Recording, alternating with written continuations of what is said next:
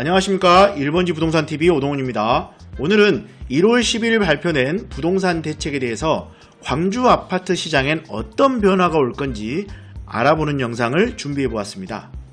22년 초부터 꺾이기 시작한 부동산 경기는 아직까지 빙하기를 걷고 있는 것으로 느껴집니다. 아파트 가격이 떨어지는 것은 그렇다 치고 거래 건수마저 떨어진 상태라 한치 앞을 예상하기 어려운 상황입니다. 서울과 지방의 분위기도 다르고 지방끼리의 분위기도 많이 다를 겁니다. 광주광역시만을 예를 들어 보자면 광주의 경우엔 수도권에 있는 타 도시처럼 기업 유치로 대규모 공장이 들어오는 것도 아니라서 인구가 획기적으로 늘어나지도 않고 국책사업으로 대규모 인프라가 한꺼번에 들어오는 것도 아닙니다. 다만 지역적으로 전남을 대표하는 일자리와 관공서, 대학, 병원 등이 있어서 형님 정도 역할을 하는 수준이거든요. 그렇다 보니 외부 원정 투자자가 없다면 아파트값 상승은 전국 평균치를 살짝 윗도는 수준으로 사놓으면 은행 이자보다 좋다는 정도였습니다. 하지만 몇 년 전부터 광주 재개발 재건축이 본격화되고 기대 이상의 아파트가 하나둘씩 지어지면서 신축 아파트의 기대감이 한층 상승하여 2021년 정점을 찍었습니다.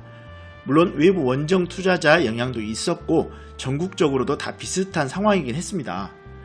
아파트 값이 오를 땐 A급, B급, C급 모두 오릅니다. 하지만 떨어질 땐 A급만 거래되고 나머지는 가격이 안 뜹니다. 매매가 없거든요.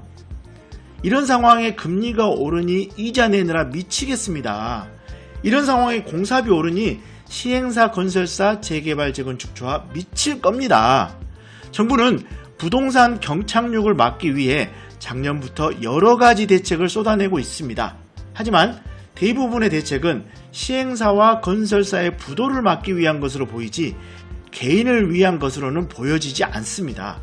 개인의 손톱 및 가시는 보이지 않아 보입니다. 이번 대책의 항목별 대응 방안에 대해 좀 더 구체적으로 말씀드리자면 첫 번째, 준공 후 30년만 넘게 되면 안전진단 없이도 재건축 착수를 허용하여 조합 설립 시기를 당겨서 사업 기간을 최대한 단축시키는 방안인데요. 광주의 경우엔 준공 30년 이상 된 아파트의 재건축은 아직까지는 실효성이 없어 보입니다. 현재 5층짜리 재건축 아파트 단지인 장미아파트와 우남 3단지의 경우에도 비례율 100% 맞추기가 힘든 상황인데 뭘 기대하겠습니까? 사실 금리나 시공비가 올라가지고 맞추기가 힘들잖아요. 근데 뭐 준공 후 30년 뭔 소용이 있겠습니까? 두 번째, 24년 1월 10일부터 25년 12월 31일까지 준공되는 60제곱미터 이하 소형 주택의 경우 세제 혜택을 준다지만 1주택자가 괜히 한 채 매입해서 1세대 1주택 비과세 못 받게 되는 불상사가 일어날까봐 별다른 관심은 없을 거고요. 여러 채 매입해서 매입 임대를 놓다가 예전처럼 적폐로 몰아서 불이익만 남게 되면 나만 손해잖아요. 시세가 오르지도 않지만 운 좋게 시세가 오르더라도 임대사업자만 머리 아픕니다. 결국 큰 관심 없어요. 엄결결에 주택수 제외한다고 살짝 이득 보게 되는 단지로 보면은 힐스테이트 광천이나 금남로 중우에스클래스 두산유부터 제니스의 주거용 오피스텔 정도가 해당될 것으로 보이네요. 세 번째, 지방 준공 후 미분양 아파트 취득 시 세제 혜택은 광주의 경우엔 해당되는 아파트가 별로 없습니다. 현재 광주의 준공 후 미분양 아파트는 그리 많지 않고 24년 1월 10일부터 25년 12월 31일까지 기간에 준공된 아파트 중에는 준공 시점에 6억 이하 미분양 세대에만 해당되는 거라서 해당 아파트가 그리 많지 않을 것으로 보입니다.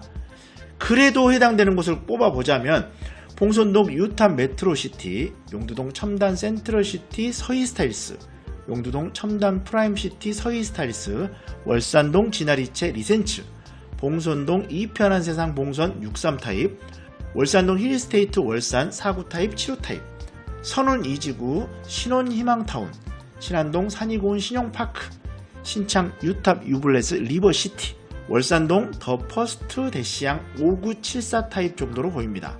불러드렸지만 별 관심을 안 땡기죠.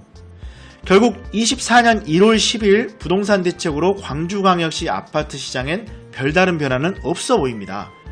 22년 9월 26일 조정 대상 지역에서 해제되었고 24년 4월 1일부터 분양권 전매가 완화되었지만 광주의 경우엔 고금리와 취득세 중과가 거래의 발목을 잡아 기존 아파트 매매는 실종된 상황이고 신축 아파트 분양도 저렴한 가격의 대단지만 분양되는 상황입니다. 정부는 악성 미분양 소형 주택과 준공 미분양 아파트 처리에만 관심 갖지 말고 기존 아파트 거래 활성화에 아이디어를 내줬으면 하는 바람입니다. 지금 투자에 눈독을 들이는 개인보다는 기존 아파트가 처리되지 않아서 이사를 망설이시는 분과 빈집에 이자만 찍고 계신 분이 더 고통받고 있다는 사실을 알아줬으면 하는 바람입니다.